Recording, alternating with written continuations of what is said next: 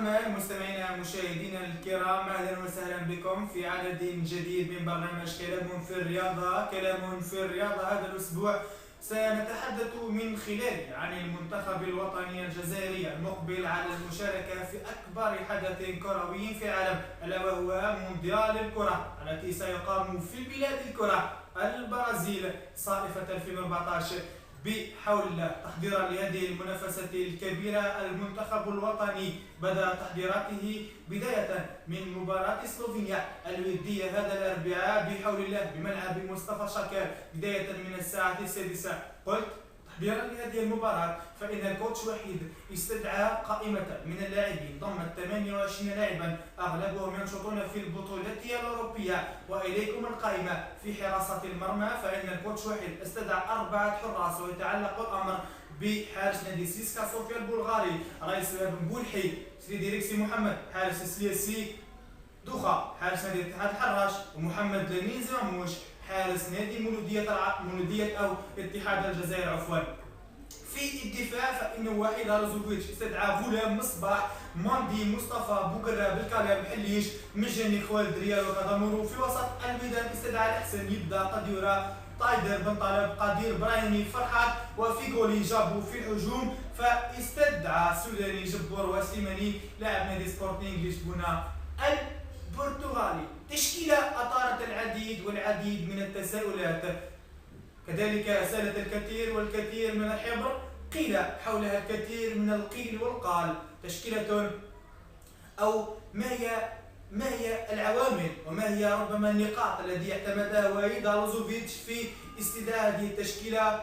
إبعاد مجموعة من اللاعبين، يتعلق الامر مثلا بلاعب نادي ليفورنو الايطالي، اللاعب السابق لنادي انتر ميلان، اللاعب السابق قلت اللاعب السابق لنادي انتر ميلان لاعب اسحاق بوفضيل. ابعاد كذلك رياض بودبوز بعد ان كان في القائمه الموسعه التي اعلن عنها منذ فتره، بالاضافه الى ابعاد كذلك لاعب نادي بورتو البرتغالي لاعب نبيل جيلاس، واستدعاء لاعبين لاول مره يكتشفون اجواء المنتخب الجزائري، ويتعلق الامر بلاعب نادي توتنهام الانجليزي اللاعب نبيل بن طالب، بالاضافه الى لاعب اتحاد العاصمه. هذا اللاعب الذي تالق بشكل لافت هذا الموسم هو لاعب شاب اسمه عز الدين فرحات، تالق بشكل لافت قلت للانتباه هذا الموسم. هذا هو ربما الشيء الذي دفع بالكوتش وحيد الى استدعاء هذا اللاعب.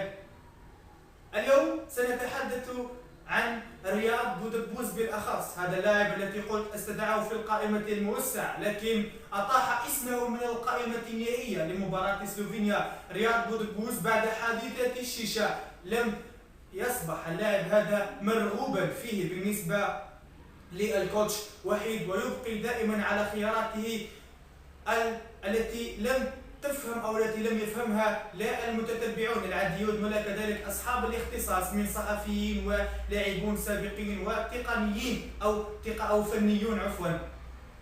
الحديث عن رياض بودبوز الذي تألق بشكل لافت للانتباه هذا الموسم مع نادي باسيو. في المواسم الماضيه دائما ما يفضل عليه الكوتش وحيد لاعبا مثلا لا أريد ربما الإنقاص من قيمته من حجم جابو، إلا أنه جابو صحيح أنه يتألق مع ناديه في البطولة التونسية لاعب النادي الإفريقي، إلا أنه ربما المنافستين تختلف، مثلا البطولتين تختلف. البطولة التونسية ليست أقوى من البطولة الفرنسية، ولاعب مثل ربما بودبوز لديه مكانه في المنتخب الوطني.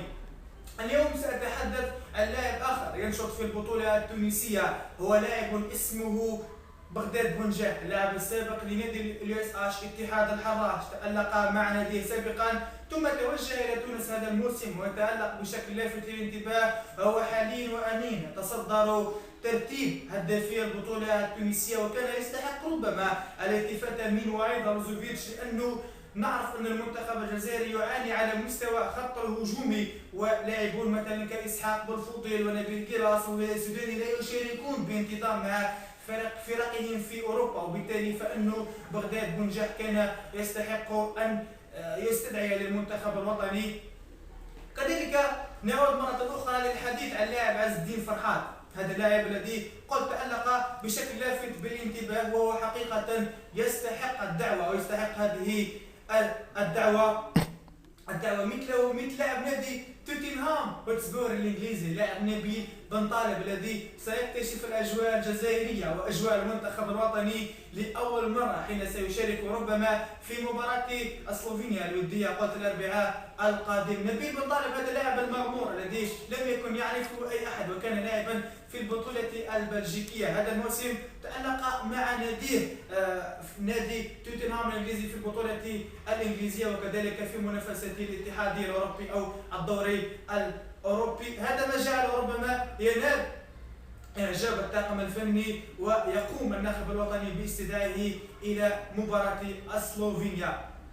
مباراة سلوفينيا نتمناها أن يحقق المنتخب الوطني من خلالها نتيجة إيجابية ترفع من معنوياته قبل المنافسة الكبيرة، منافسة نهاية كأس العالم التي نتمنى هذه المرة أن يحقق من خلالها المنتخب الوطني الجزائري التأهل إلى الدور الثاني، على عكس الدورات السابقة التي شارك فيها المنتخب الجزائري سنة 82 التي خرج من الدور الأول. ونذكر الحادثة الشهيرة، حادثة التآمر بين المنتخب الألماني وكذلك منتخب النمسا، وخرج المنتخب الجزائري من الدور الأول رغم فوزه الكبير على زملاء شوماخر وعلى زملاء بريغل في مباراة ألمانيا التي فاز بها زملاء بلومي ب2-0 وأقصيوا من الدور الأول.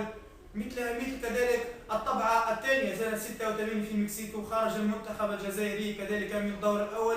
سنة 2010 في جنوب أفريقيا نفس المشكلة، المنتخب الجزائري دائما لا يتمكن من تحقيق التأهل إلى الدور الثاني وأقصي من الدور الأول. سنة 2014 نتمنى أن تكون مغايرة تماما بهذا الجيل الجديد من لاعبين شباب ينشطون أغلبهم في البطولة الأوروبية، لاعبين تمكنوا من التألق قلت مع أنديتهم، يحاولون ربما لفت الانتباه في مونديال البرازيل وتحقيق شيء يزيد من قيمة الجزائر ويرفع راية الجزائر عاليا بحول الله في مونديال البرازيل، رغم أن المهمة لن تكون سهلة على المنتخب الجزائري، لأنه سيلعب في مجموعة قوية جدا تضم كل من بلجيكا، كذلك منتخب روسيا وكذلك منتخب كوريا الجنوبية. الحديث عن منافسي المنتخب الجزائري كبير جدا، بحول الله سنخصص عددا جديدا للحديث عن منافسي المنتخب